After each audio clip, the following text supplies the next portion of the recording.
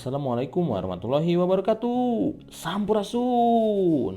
Kumaha dadaramang? Mugi dadaramangnya. Ayeuna bahasa Sunda orang diajar ngeunaan pancakaki. Sigana matos pada terangnya pancakaki teh naon. Ku Bapak urang jelaskeun deui. Pancakaki nyaeta hubungan jelema ka jelema liana. Anu sakulawarga tangtuna, teras dulur atawa baraya anu masih dulur kene atawa pakuat kait. Ieu contona misalna anak incu akin ini inung bapa uwa bibi mang adi lanceuk atau asuan. Ieu tinggal aya bagan di dieu. Urang misalna aya dina kuring. Tah kagigir-gigirna aya adi, aya rai, aya lanceuk.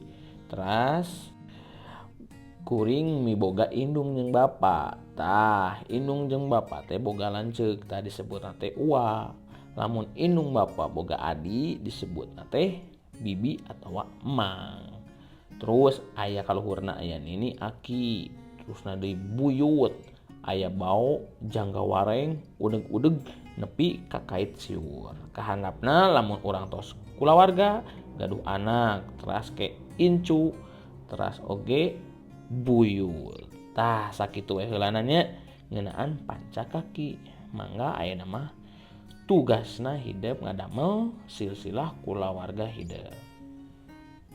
Langkung sae, langkung lengkep silsilahna misalna dugi ka nini aki atawa buyut mangga. Teras emangna aya atawa bibina, uwana lanceuk adi pami aya nya. Mangga sakitu wae ti Bapa, mugia aya mangpaatna. Hapunten anu kasuhun bilih aya nu kira ngatos mangga taroskeun.